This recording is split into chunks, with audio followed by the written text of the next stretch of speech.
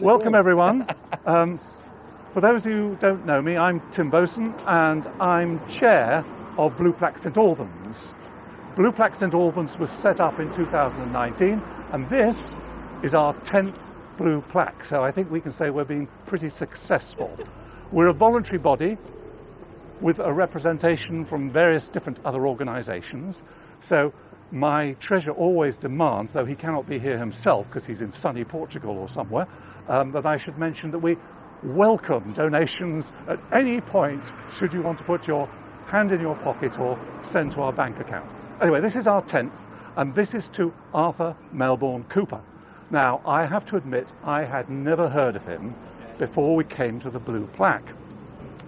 But he's actually a very significant person in terms of the filmmaking in the UK. As it says there, he founded the Alpha House, his cinema here, in 1908. His father was a photographer and lived on London Road. And he then went in 16 years old to help his father. And then when his father died, he set up his own company. He had studios where if you turn round and look at that, and I'm being sarcastic here, that wonderful tower block, Telford Court, he had his studios there. And there is a little plaque. Some of you may know or have read that the council is going to pull that down. And I've already asserted our rights to have the plaque. So we'll have the plaque, and whatever goes up there, we'll make sure the plaque to his studios goes there. But he started the cinema here in 1908, and the cinema had a swimming pool, a hairdresser's, and an 800-seat cinema.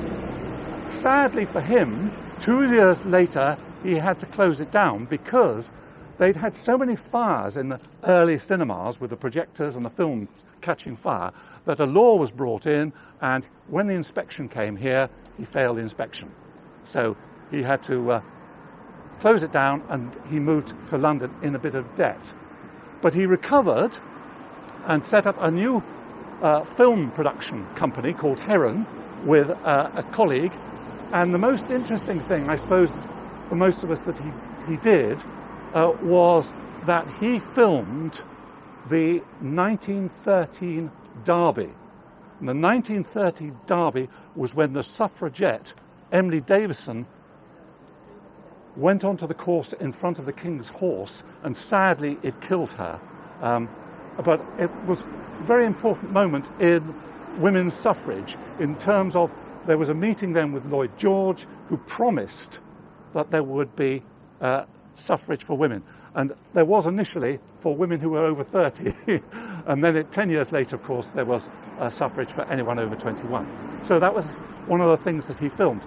He was very patriotic, and during the First World War, he gave up his film production to work as a munitions inspector in Dunstable. And then after the war, he started another company in Liverpool, which mainly sort of did advertisements.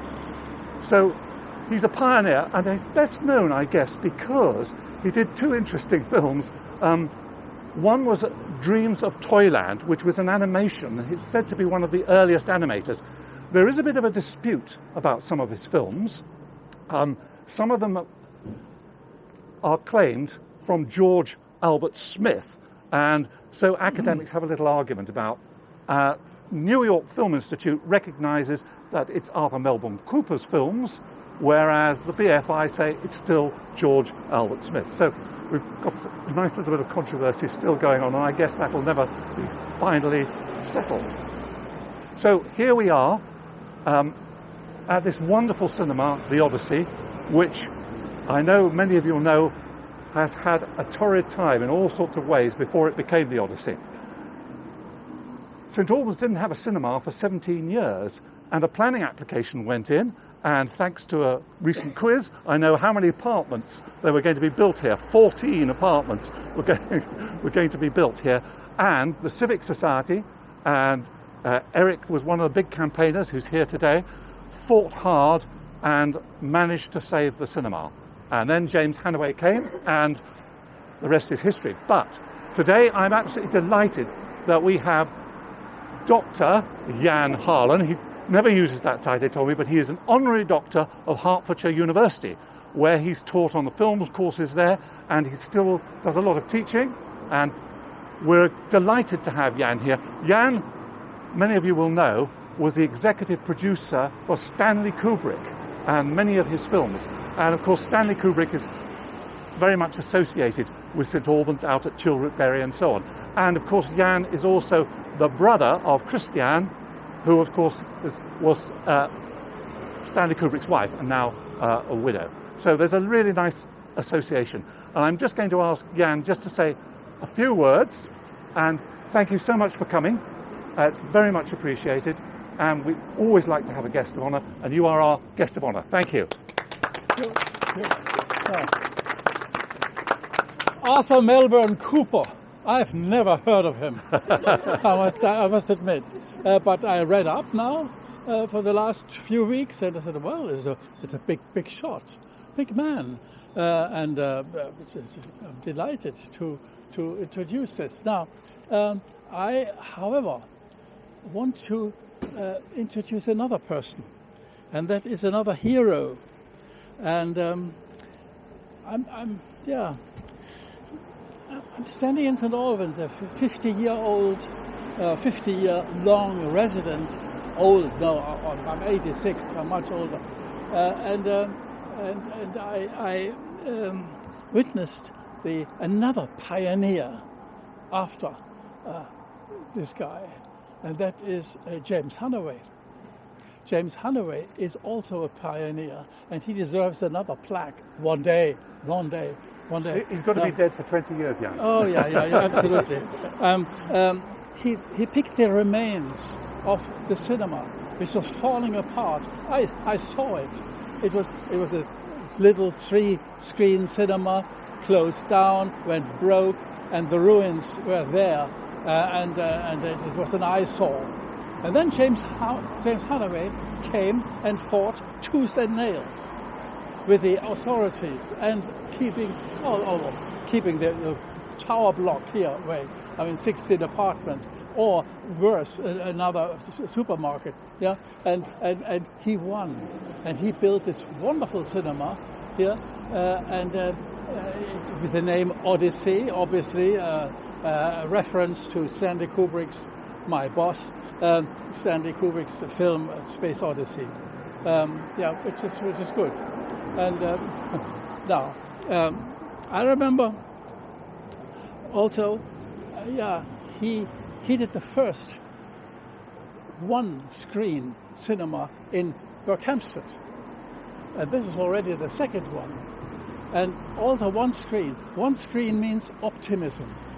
A big cinema, not 3 little ones.